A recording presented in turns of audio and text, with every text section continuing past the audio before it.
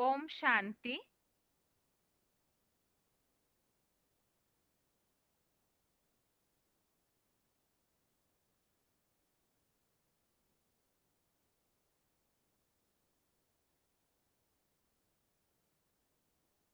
भगवत गीता श्लोक क्लास में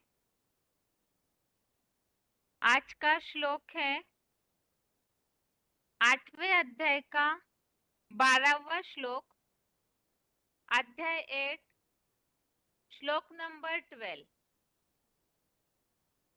श्लोक है सर्वद्वाराणि संयम्य मनोरुधि निरुध्य च मूर्ध्याध्यायात् मनः प्राणम् आस्थितो योगधारणाम्।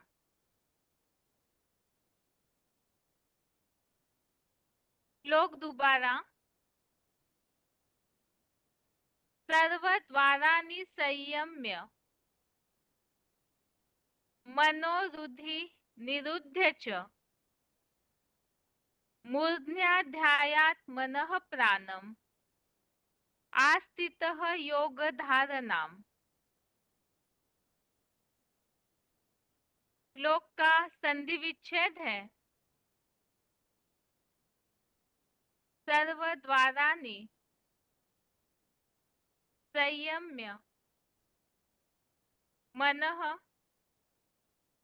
रुधि निरुध्य च मूर्ध्नि आधाय आत्मनः प्राणम् आस्थितः योगधारणाम्। संधि विच्छेद दोबारा। सर्वद्वाराणि संयम्य मनः रुधि निरुध्य च मूर्ध्नि आधाय आत्मनः प्राणम् आस्थितः योगधारणाम्।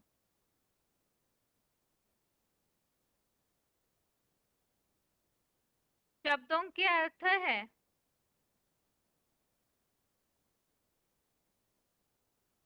सर्वद्वाराणि अर्थात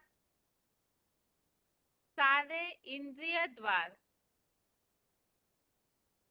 संयम्य अर्थात संपूर्णतः वश करके, च अर्थात और, मनः अर्थात मन को, रुधि अर्थात अंतःकरण में, निरुध्य अर्थात रोक कर, आत्मनः अर्थात आत्मा की, प्राणम अर्थात प्राण शक्ति को, योग अर्थात योग की, धारणा अर्थात धारणा में,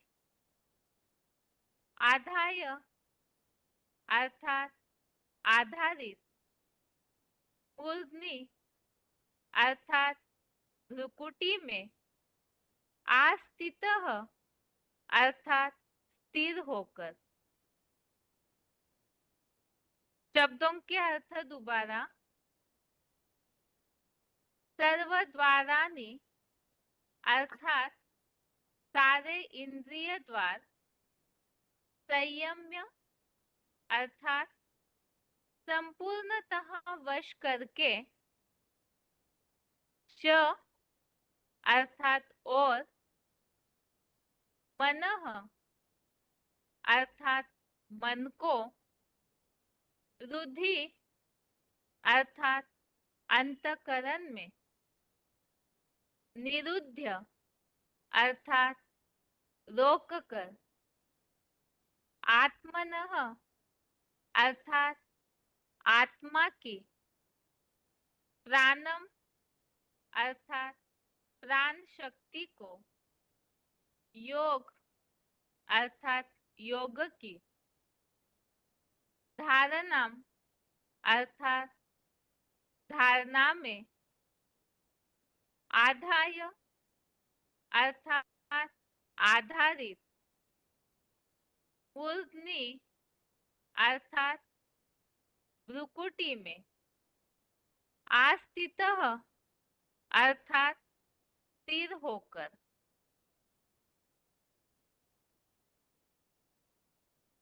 श्लोक का अर्थ है, सारे इंद्रिय द्वार संपूर्णतः वश करके और मन को अंतःकरण में रोककर आत्मा की प्राण शक्ति को योग की धारणा में आधारित भ्रुकुटी में स्थिर होकर। यह श्लोक में जो योग की विधि है वो बताई हुई है। जैसे कि पहले जो श्लोक है इसके 9 और 10वें श्लोक में और 8वें श्लोक में भी इस बात का उल्लेख आया है, दिव्य प्रकाश युक्त परम पुरुष को पाता है। और वो कैसे पाता है उसके लिए बताया अव्यभिचारी याद का अभ्यास। और इसी तरह 9वें और 10वें श्लोक में भी इस बात का उल्लेख आया है कि अपनी भ्रुकुटी में विनाश काल में अचल अडोल भक्ति भाव से भ्रू मध्य में ही अपने प्राण रूप आत्मा को स्थिर करके जो अच्छे से याद करता है और दिव्य ज्योति परमात्मा को पाता है। और इसी के बारे में 11वें श्लोक में भी इस तरह उल्लेख आया था कि जो ऐसे ऊर्ध्वमुखी परम ब्रह्मा में प्रवेश पाते हैं वो कैसी धारणाओं को अपनाते हैं।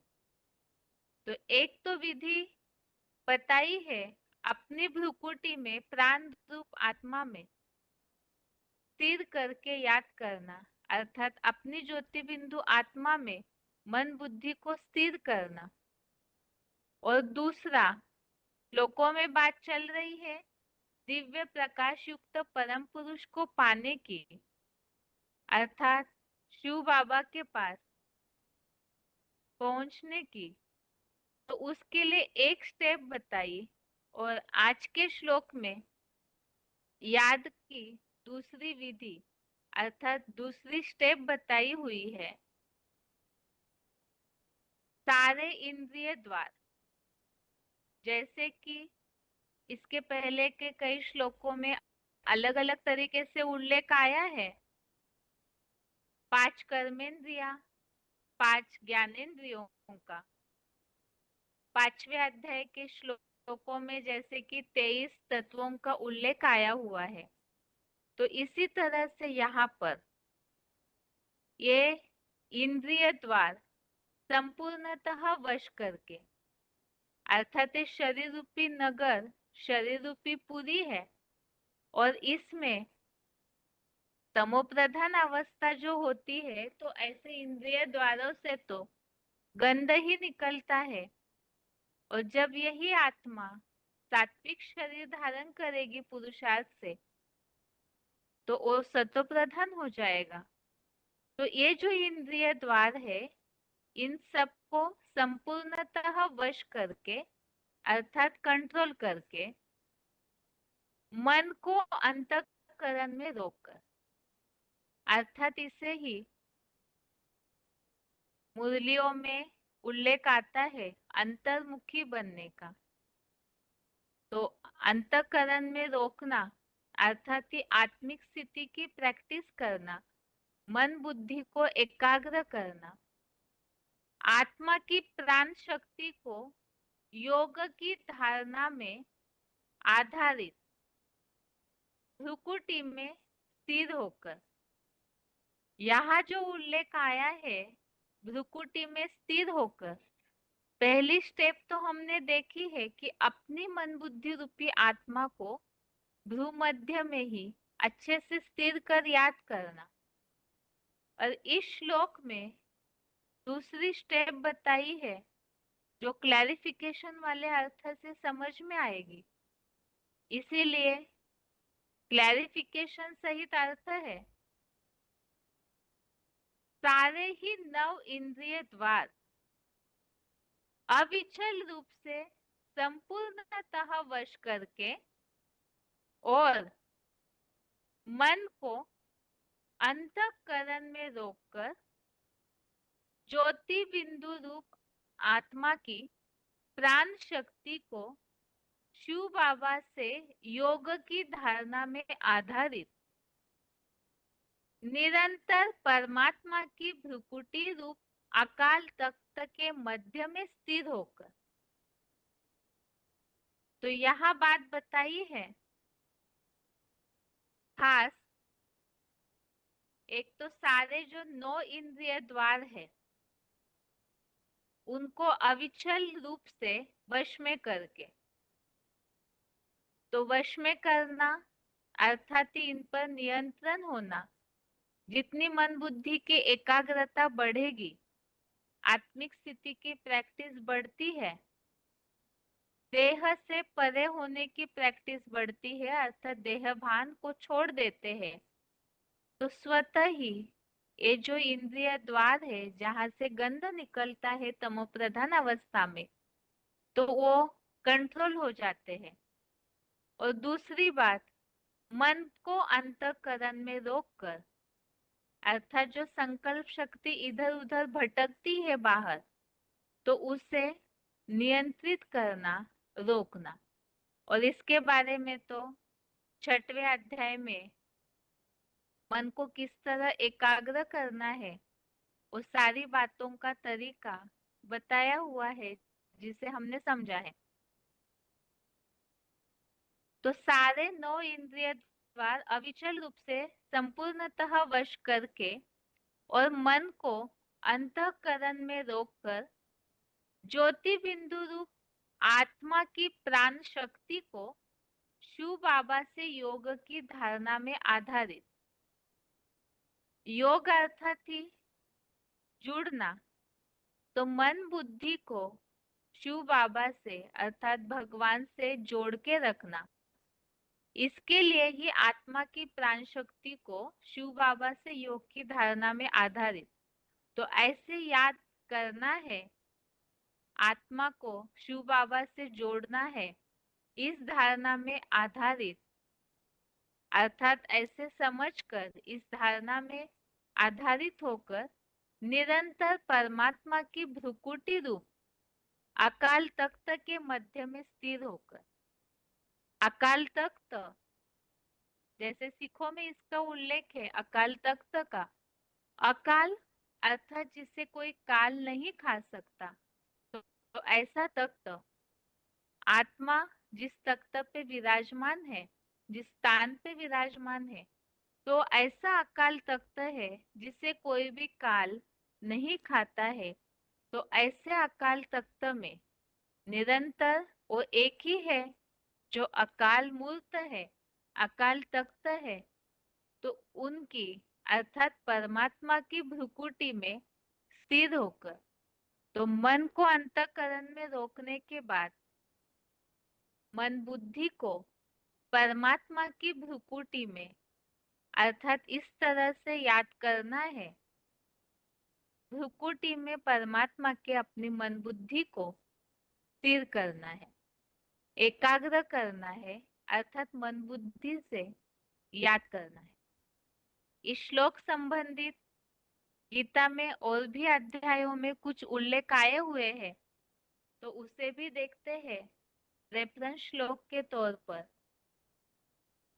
पहले तो है 5वें अध्याय का 13वां श्लोक, अध्याय 5 श्लोक नंबर 13।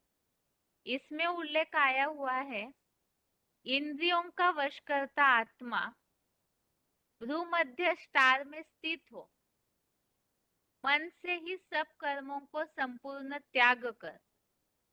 इंद्रियों का वशकर्ता आत्मा, जो कि आज के श्लोक में उल्लेख आया हुआ है, जो इंद्रियों के द्वारों को वश करने की बात, तो यहाँ इंद्रियों को वश करना है और भ्रूकुटी के मध्य में स्थिर होकर मन से सब कर्मों को त्याग कर।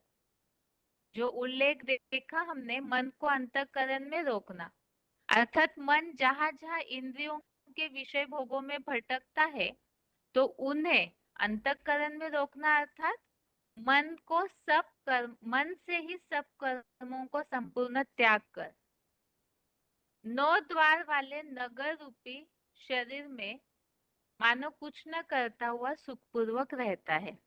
तो जितना आत्मिक स्थिति की प्रैक्टिस, ये श्लोक समझते समय पॉइंट्स हमने समझे थे, तो वार्तालाप में इस बात का उल्लेख किया है, अर्थात ही आत्मिक स्थिति में पूरा एकाग्र होना, देह से न्यारा होना। अगला रेफरेंस श्लोक है दूसरे अध्याय का 61वां श्लोक, अध्याय 2 का श्लोक नंबर 61। यहाँ भी इंद्रियों को वश करना और मन को अंतःकरण में रोकने की बात का उल्लेख आया है। इंद्रियों को पूरा वश करके, जो उल्लेख है, जिस मन बुद्धि वाली ज्योति बिंदु आत्मा की इंद्रिया वश में है, उसकी बुद्धि ही दृढ़ता पूर्वक स्थिर रहती है। तो इसीलिए पहले इंद्रियों को वश करना और इंद्रियों से ही कनेक्टेड वो इंद्रियों के 9 द्वार है, तो उन्हें वश करने की बात। अध्याय 6 का 18वां श्लोक, अध्याय 6 श्लोक नंबर 18। इसमें उल्लेख आया है कि जब मन सहित 10 इंद्रियों द्वारा संयमित चित्त ज्योति बिंदु आत्मा में ही भली भांति स्थिर हो जाता है, तो ऐसे कामनाओं से इच्छाहीन हुआ सहज राज योग युक्त ऐसा कहा जाता है। तो आज के श्लोक में जो खास बात आई है, परमात्मा से योग लगाने के लिए, जुड़ने के लिए जरूरी है कि इंद्रियों के 9 द्वार वश में हो और मन को अंतःकरण में रोकना। तो योग युक्त की परिभाषा इस श्लोक में बताई है, मन सहित 10 इंद्रियों को संयमित करना। आगे का रेफरेंस श्लोक है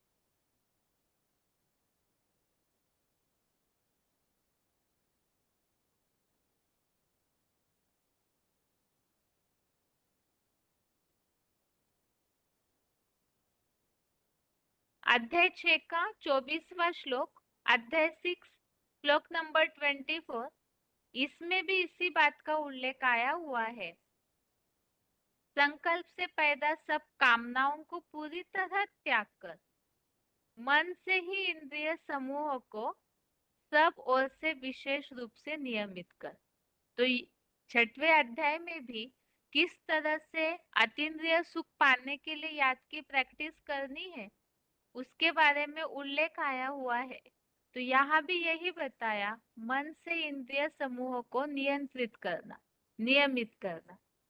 और 5वें अध्याय का 27-28वां श्लोक, अध्याय 5 श्लोक नंबर 27-28, इन श्लोकों में उल्लेख आया हुआ है कि जो बाहर के इंद्रिय भोगों को चित्त से ही बाहर करके आत्म बिंदु नेत्र को भ्रूकुटी में या स्थिर करने की बात बताई हुई है। तो 5वें अध्याय में भी याद की स्थिति का उल्लेख आया हुआ है, जिसके लिए ही ये तरीका बताया, इंद्रिय भोगों को चित्त से बाहर कर आत्मा बिंदु को यहाँ तो अपनी भ्रूकुटी में पहले स्थिर करने की बात।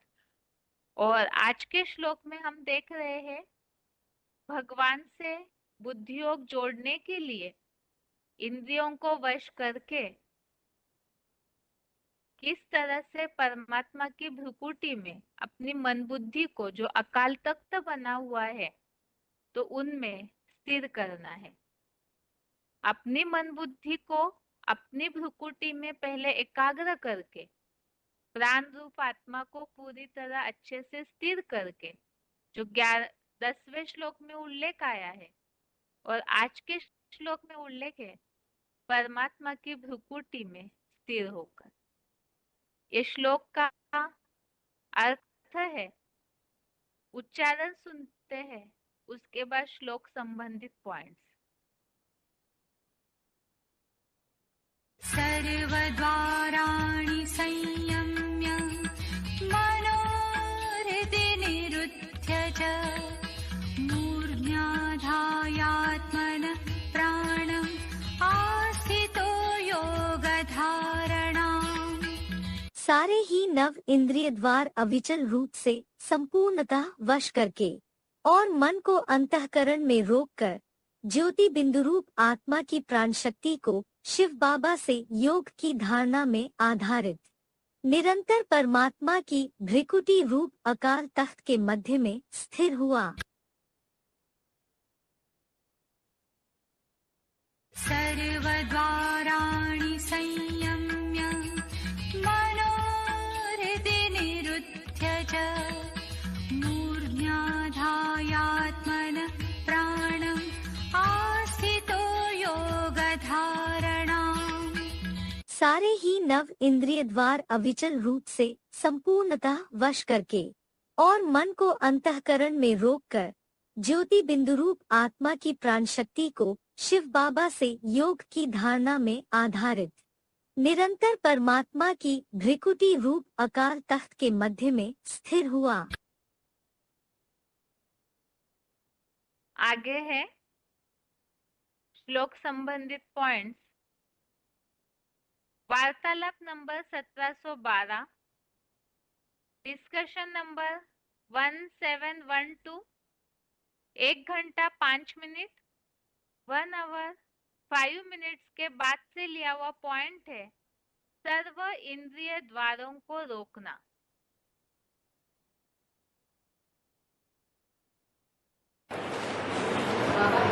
हाँ, भगवदगीता में एक श्लोक है ना, मन बुद्धि को वश में करने वाला आत्मा, मन बुद्धि को वश में करने वाला आत्मा सब कर्मों को मन से न स्थूल रूप से संपूर्ण त्याग कर नौ द्वार वाले शरीर रूपी नगर में न करता हुआ और न कराता हुआ सुख से ही प्राप्त होते हैं।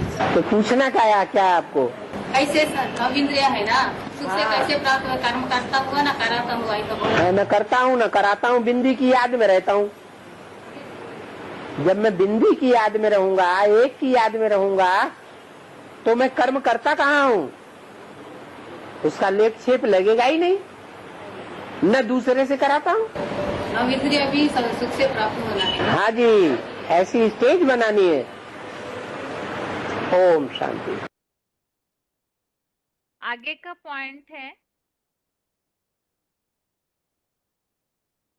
VCD number 1079, VCD number 1079, 16 minute 16 minutes के बाद से लिया हुआ पॉइंट है सारे इंद्रिय द्वार अविचल रूप से वश में करके।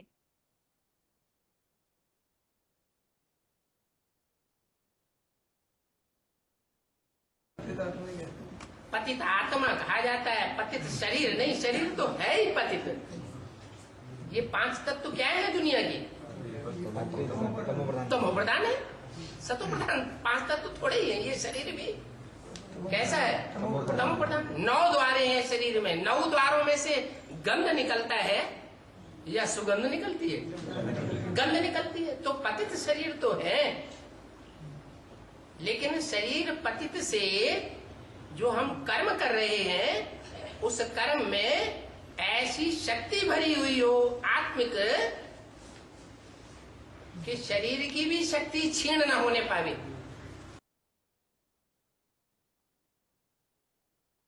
आगे है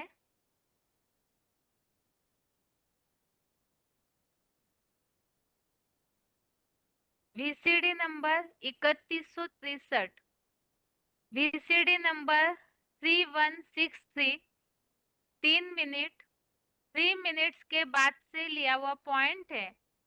सारे इंद्रिय द्वार संपूर्णतः वश में करके मन को अंतःकरण में रोककर।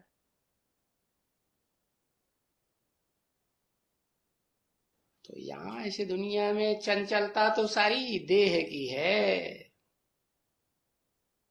और देही अभिमानी बन जावे, मना आत्मा अभिमानी बन जावे। देह को धारण करने वाली आत्मा देही,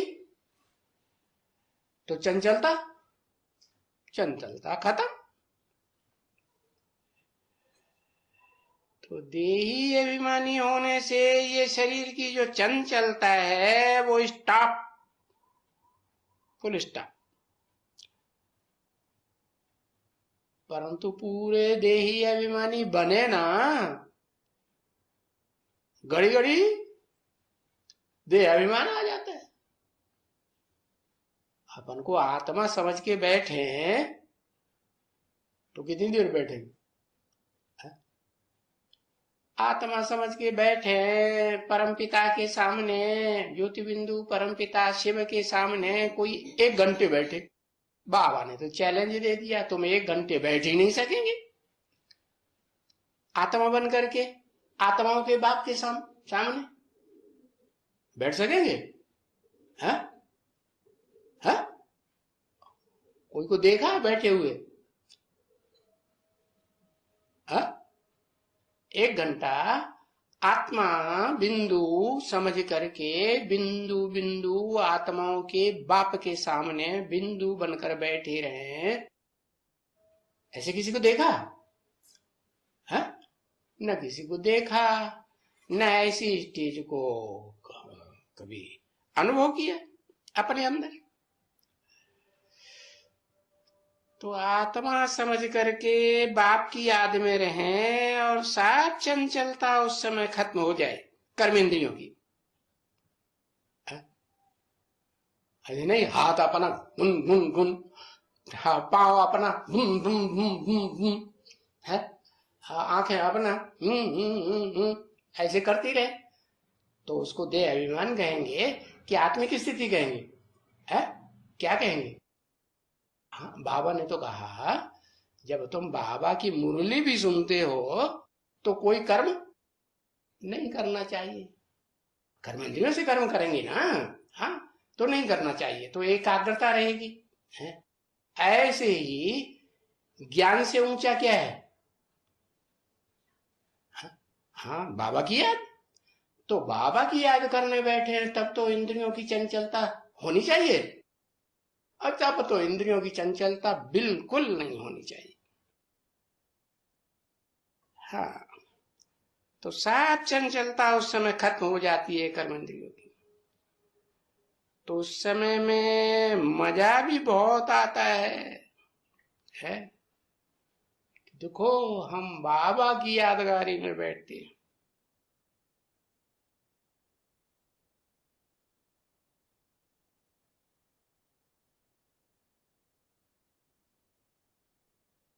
आगे का पॉइंट है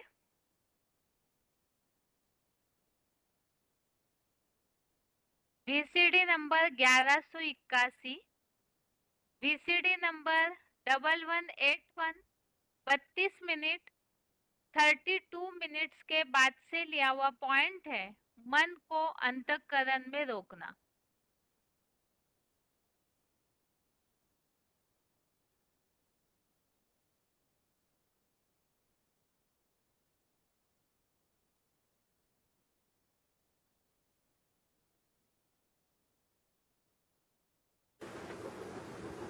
और इस आत्मा का स्वधर्म है शांत। कब शांत है? जब मन एकाग्र हो जाए। मन जब एकाग्र हो जाता है तो सब पूर्व जन्म के सारे संस्कार भस्म हो जाते हैं।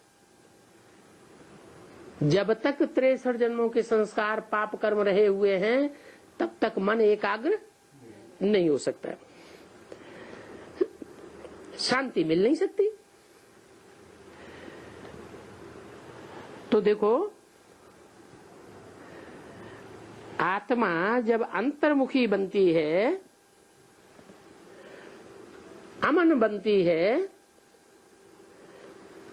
तो इंद्रियों की भी याद नहीं रहती, इंद्रियों के भोगों की भी याद नहीं रहती, मुख ही नहीं, कोई भी कर्मेंद्रिय नहीं,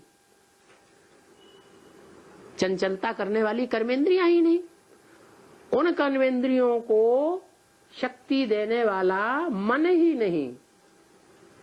कर्मेंद्रियों से भी सुख दुख कब मिलता है? जब मन उसका साथ दे।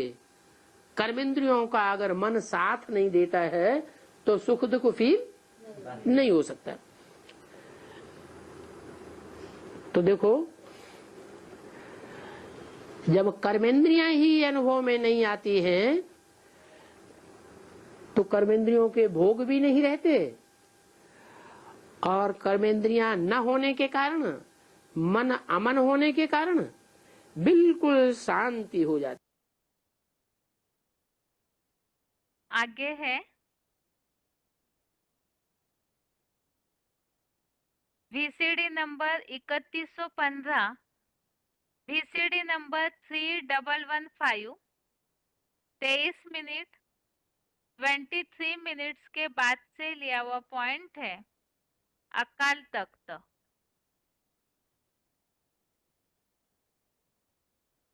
तो ये आत्मा प्रकृति के बीच में निवास करती है। ये आत्मा का तख्त है, हाँ, जिस पर बैठती है।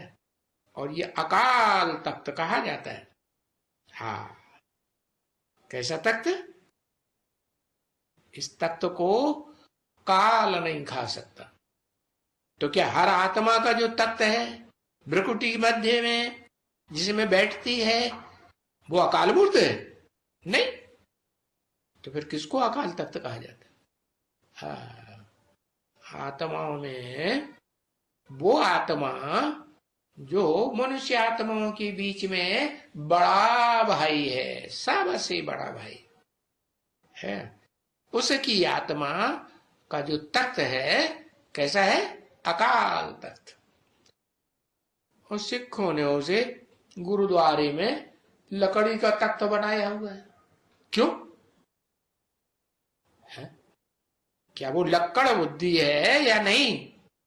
हाँ, हाँ, जिस तख्त में वो आत्मा जिसे परमात्मा गीता में नाम दिया है वो लक्कड़ बुद्धि बन जाती है।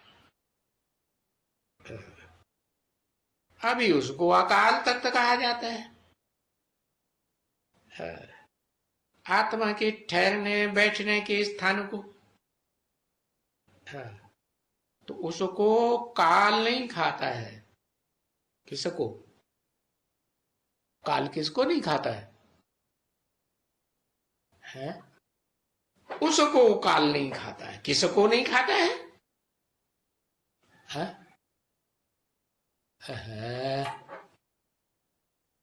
जो मनुष्य सृष्टि का बाप है, मुकर्रर रथधारी, उसको काल नहीं खाता है। उसके भ्रुकुटी के मध्य में जो अकाल तख्त है वो भी अकाल तख्त इसीलिए कहा जाता है कि काल उसे खाता नहीं। हाँ, देखो, अच्छी तरह से उसे देखो, क्योंकि ये हर एक बात थोड़ी समझने की है। आत्मा अकाल मूर्त है। कैसी मूर्त? मूर्त तो है लेकिन अकाल मूर्त है। मूर्त माने? मूर्ति माने साकार या निराकार? हाँ, साकार मूर्ति है लेकिन अकाल मूर्ति है। आगे है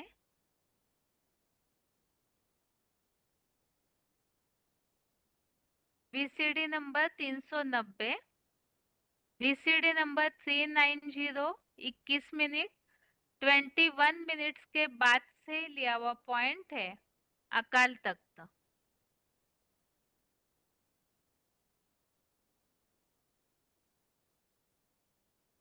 निराकार का मतलब जब ऊंचे से ऊंचे निराकार कहा जाता है तो उससे साबित होता है कि उसने निराकारी स्टेज में रह करके जरूर कोई ऊंचा कार्य किया है। देवहानि की स्टेज में रह करके वो ऊंचा कार्य नहीं हो सकता।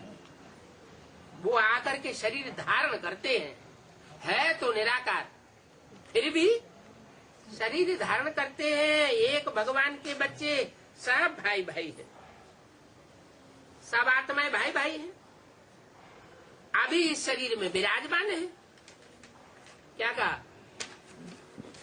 है तो भाई भाई, लेकिन वो आत्माएं जो निराकार है वो सब शरीर में विराजमान हैं और सब अकाल मूर्त है। क्या बिंदु बिंदु आत्माएं, उनको कोई काल खाता है क्या? सब अकाल मूर्त है। जब सब आत्माएं अकाल मूर्त है तो फिर एक को क्यों कहा जाता है कालों का काल, महाकाल, अकाल मूर्त है? इससे क्या साबित हुआ? भले सब आत्माएं ज्योति बिंदु है, निराकार है, अविनाशी है, उनका कभी विनाश नहीं होता, उनको कभी काल नहीं खाता, काल शरीर को खाता है। लेकिन वो निराकार जो एक कहा जाता है अकाल मूर्त, वो जिस शरीर में प्रवेश करता है मुकर्रर रूप से, उसको दुनिया में कोई काल को खाते हुए देखता नहीं। इसलिए वो कालों का काल, महाकाल कहा जाता है। सारी दुनिया को काल खा जाएगा, परंतु उसको कोई भी काल को खाते हुए देख नहीं सकेगा।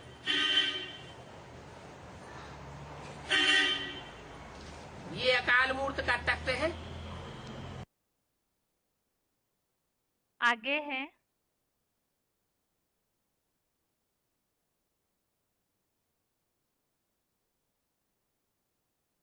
वार्तालाप नंबर 25, डिस्कशन नंबर 25, 1 घंटा 8 मिनट, 1 आवर 8 मिनट्स के बाद से लिया हुआ पॉइंट है, निरंतर परमात्मा की भ्रुकुटी में स्थिर होकर।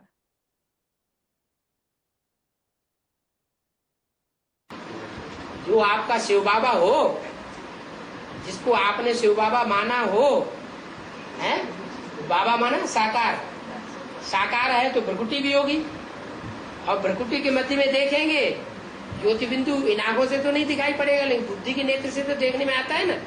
तो बुद्धि के नेत्र से बिंदु, ज्योति बिंदु शिव को देखेंगे और भ्रुकुटी में देखेंगे तो शिव भी हो गया और बाबा भी हो गया। अच्छी बात है ना, याद आएगी, है? पक्की याद हो गई। आगे है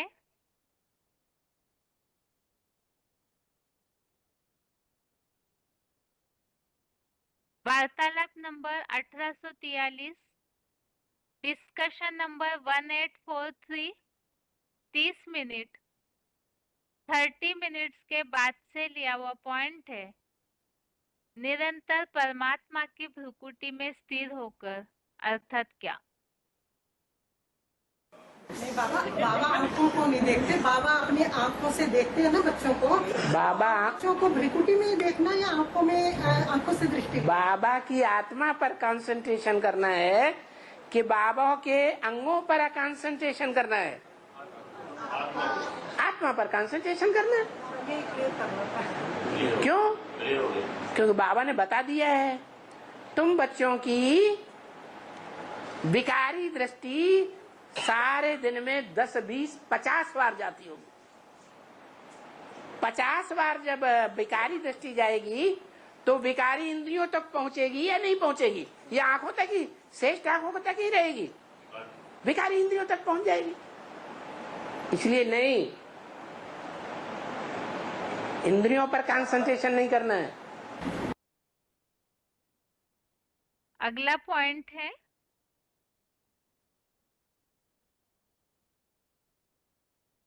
वार्तालाप number 1158, discussion number 1158, 9 minute 9 minutes के बाद से लिया हुआ पॉइंट है। निरंतर परमात्मा की भ्रुकुटी में स्थिर होकर अर्थात क्या? नैन इंद्रियां हैं या नहीं है? इंद्रियां तमो प्रधान है या सतो प्रधान है? तो अगर ये देख के देखेंगे, ये समझ के इंद्रियों में देखेंगे कि ये शिव बाबा ने इंद्रियां ली हैं, तो ठीक है। अगर सिर्फ इंद्रियों को देखा और शिव बाबा याद नहीं रहा, तो सही देखा या गलत देखा? फिर तो गलत देखा। और देखना आत्मा को है या इंद्रियों को देखना है? आत्मा को देखना है। और आत्मा भ्रकुटी के मध्य में है या आंखों में घुसी हुई है? भ्रकुटी के बीच में है। तो भ्रकुटी के बीच में आत्मा को देखना है, आत्मा को भी नहीं। किसको देखना है? परम पिता परमात्मा को देखना है, शिव बाबा को देखना है। इस तरह से ये श्लोक संबंधित पॉइंट्स है, जिसके लिए हमने पॉइंट्स में अभी श्लोक संबंधित बातें समझी है। एक तो सर्व इंद्रिय द्वार संपूर्णतः वश करके अर्थात ही आत्मिक स्थिति की प्रैक्टिस की बात बताई, क्योंकि इंद्रिय द्वारों से तो तमोप्रधान इंद्रिया है तो गंध ही निकलती है। इसीलिए जितना आत्मिक स्थिति की प्रैक्टिस करेंगे, जिसके लिए बताया है मन को अंतःकरण में रोककर अर्थात अंतर्मुखी होना, तो उतना ही ये इंद्रिया भी कंट्रोल होती जाएगी और अंतर्मुखी बनेंगे तो इंद्रियों पर नियंत्रण आएगा। जैसे कि पॉइंट्स में ये बात का भी उल्लेख आया कि याद में बैठते हैं तो इंद्रियों में चंचलता होती है, आंखें भी इधर उधर जाती है, हाथ पांव भी हिलते रहते हैं, तो उससे जिस तरह से याद में स्थिरता आनी चाहिए वो नहीं आ सकती। तो मन को भी अंतर्मुखी करना जरूरी है।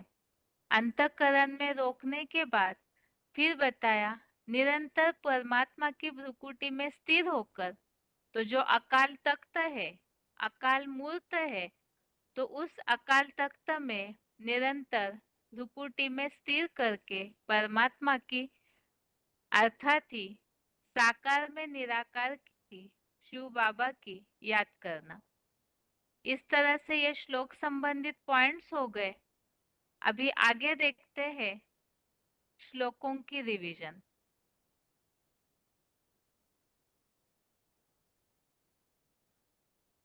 छठवां अध्याय पूरा हो चुका है। आज से 5वें अध्याय की शुरुआत है रिवीजन की। कल के श्लोक टेस्ट के हिसाब से श्लोक है अध्याय 5 का 1 से 4 तक श्लोक, अध्याय 5 श्लोक नंबर 1 से श्लोक नंबर 4 तक, और 8वें अध्याय का 12वां अर्थात आज का श्लोक अध्याय 8 का श्लोक नंबर 12। 5वें अध्याय का नाम दिया हुआ है कर्म संन्यास योग, और इसमें शुरुआत के 6 श्लोकों का टॉपिक है सांख्य योग और कर्म योग का निर्णय। तो सांख्य योग और कर्म योग अलग है, एक है, दोनों के द्वारा क्या प्राप्ति होती है, उसकी क्या परिभाषा है, तो इसके बारे में इन श्लोकों में उल्लेख दिया हुआ है। पहले है पहला श्लोक, फर्स्ट श्लोक 5वें अध्याय का। अर्जुन उवाच संन्यासं कर्मणां कृष्ण पुनर्योगं च शंससि यच्छ्रेय यत्योरेकं तन्मे ब्रूहि सुनिश्चितम्। अर्थात हे आकर्षण मूर्त, कर्मों के समुचित या संपूर्ण त्याग रूप संन्यास की और फिर कभी कर्म करते हुए कर्म योग की प्रशंसा करते हो, इन दोनों में से जो अधिक श्रेष्ठ हो उस एक को भली भांति निश्चित कर मुझे बताइए, जिससे सुमार्गगामी बनूं। तो चौथे अध्याय में कुछ उल्लेख चल रहा था, उसी संबंधित अर्जुन ने इस बात को पूछा है कि कभी तो चौथे अध्याय के लास्ट के श्लोकों में इस तरह से बात चल रही थी कि ज्ञान के द्वारा सारे संशयों को काट सकते हैं, सारे संशयों का समाधान ले सकते हैं। तो इसीलिए 5वें अध्याय में यहाँ अर्जुन ने प्रश्न पूछा है कि कभी तो कर्मों में समुचित त्याग अर्थात पूरी तरह त्याग करना, ऐसे सन्यासियों की महिमा, और कभी कर्म करते हुए कर्म योग की प्रशंसा करते हैं। तो इसमें से कोई एक बात मुझे ठीक से बताइए जिससे मैं सुमार्गगामी बनूं, अर्थात सही रास्ते पर, अच्छे रास्ते पर चल सकूं। और इस संबंधित रेफरेंस श्लोक हमने देखा था, तीसरे अध्याय का पहला श्लोक, अध्याय 3 श्लोक नंबर 1। इसमें इस बात का उल्लेख आया है, आप कर्मेंद्रियों के कर्मयोग से बुद्धियों को श्रेष्ठ मानते हो जो ज्ञानेंद्रियों से जुड़ा हुआ है।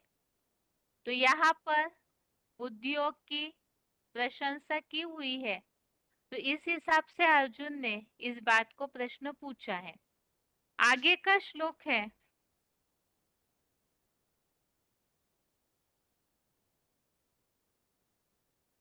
5वें अध्याय का दूसरा श्लोक, अध्याय 5 श्लोक नंबर 2।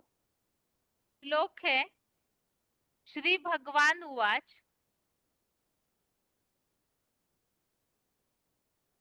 संन्यासः कर्मयोगश्च निःश्रेयसकरा उभो त्रयस्तु कर्म संन्यासात् कर्मयोगो विशिष्यते।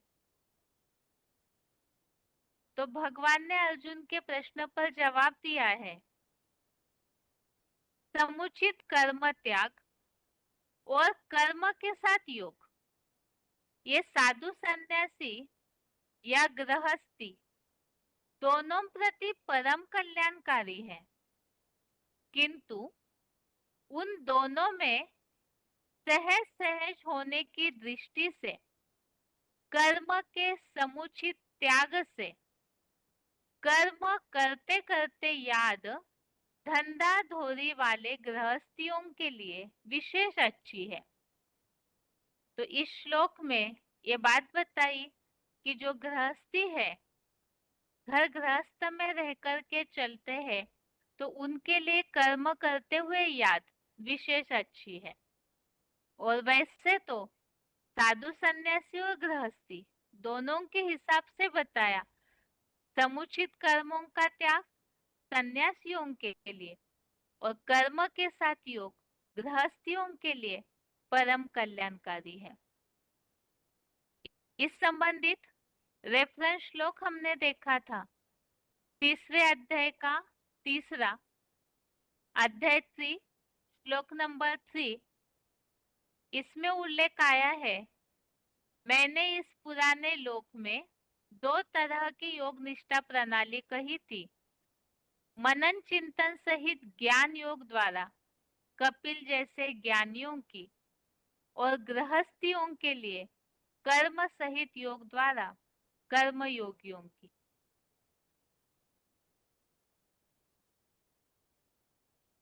आगे है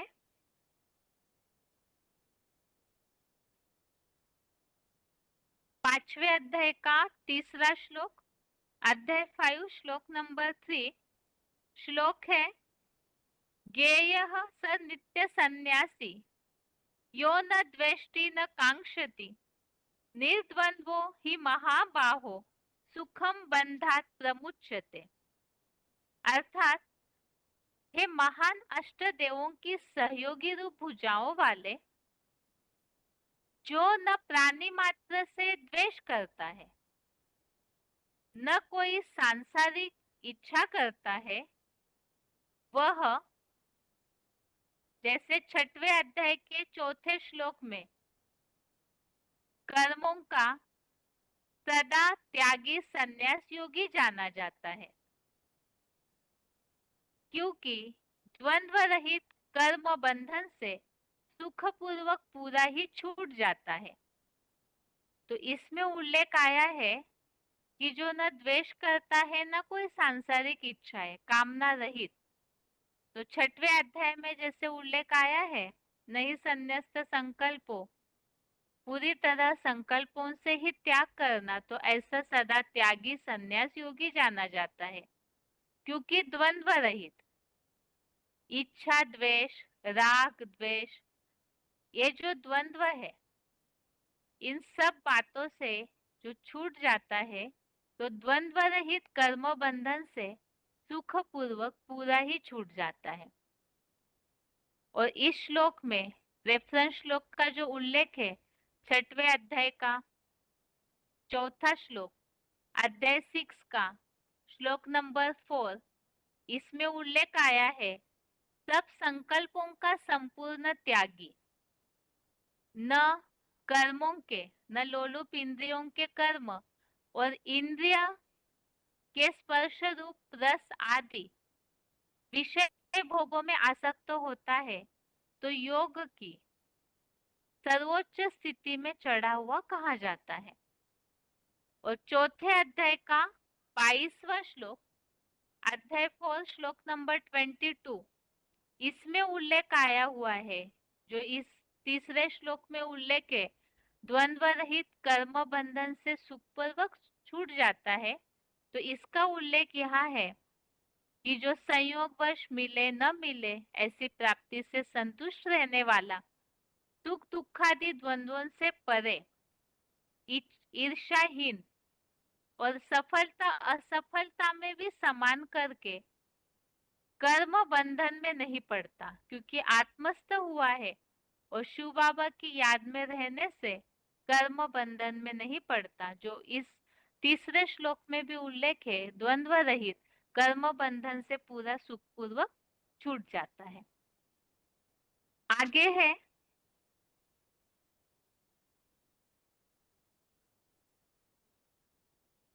पांचवें अध्याय का 4था श्लोक, अध्याय 5 श्लोक नंबर 4, श्लोक है,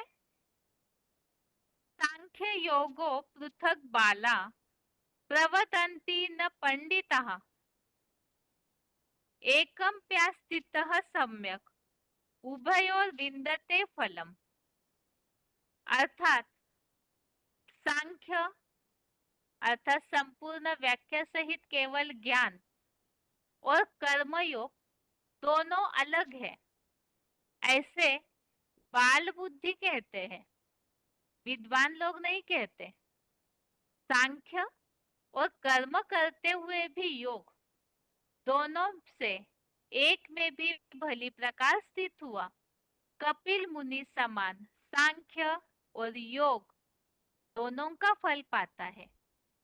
यहाँ जहाँ सांख्य शब्द के आगे निशानी लगी हुई है, उसका स्पष्टीकरण दिया हुआ है नीचे, कपल रूप जोड़ी कपिल द्वारा बसाई प्राचीनतम कांपिल्य नगरवासी कपिल मुनि का मनन चिंतन ही सांख्य है।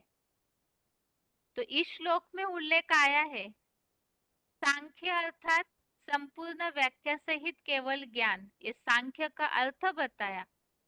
और कर्म योग तो हमने समझा है, कर्म करते हुए भी योग।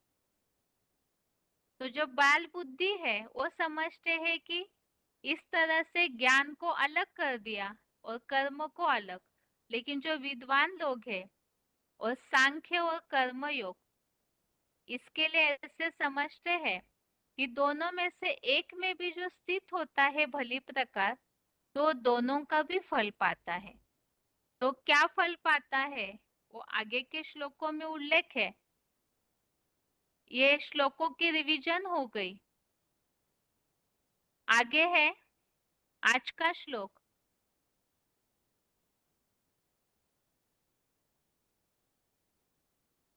8वें अध्याय का 12वां श्लोक है। सर्वद्वाराणि संयम्य मनोरुधि निरुध्य च मूर्ध्याध्यायात् मनः प्राणम आस्थितो योग धारणा।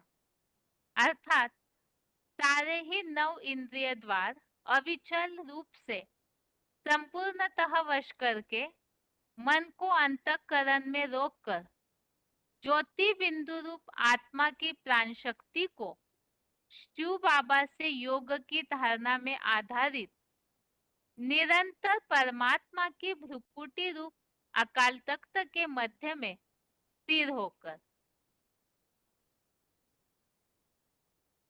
इस तरह से इस श्लोक में याद की विधि बताई है कि पहले इंद्रियों को कंट्रोल करके, इंद्रियों के द्वारों को वश करके मन को अंतर्मुखी बनाकर अंतःकरण में रोकना, अर्थात बिल्कुल ज्योति बिंदु आत्मा की स्थिति में स्थिर होना, और फिर शिव बाबा से योग लगाने के लिए निरंतर परमात्मा की भ्रुकुटी, वो ऐसा परमात्मा, ऐसा व्यक्तित्व जो अकाल तख्त है, अकाल मूर्त है, तो ऐसे अकाल तख्त में अर्थात भ्रुकुटी में स्थिर होकर योग लगाना अर्थात याद की प्रैक्टिस करना।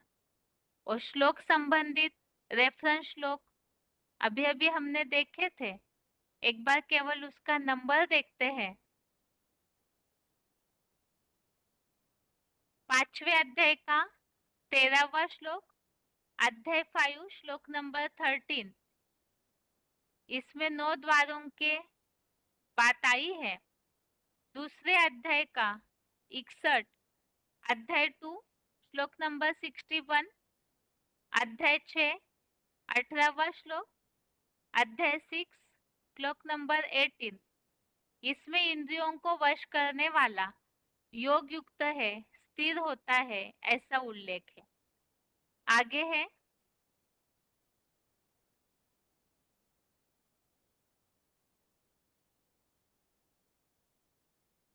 अध्याय 6 का 24वां श्लोक, अध्याय 6 श्लोक नंबर 24, और 5वें अध्याय का 27-28वां श्लोक, अध्याय 5 श्लोक नंबर 27-28। तो इस तरह से ये आज के रिवीजन श्लोक हो गए। श्लोक नंबर एक बार फिर से, 5वें अध्याय का 1 से 4 तक श्लोक, अध्याय 5 श्लोक नंबर 1 से श्लोक नंबर 4 तक, और 8वें अध्याय का 12वां श्लोक, अध्याय 8 श्लोक नंबर 12। ये श्लोकों की रिवीजन हो गई। और इसके साथ ही आज के लिए गीता क्लास यहाँ तक ही। ओम शांति।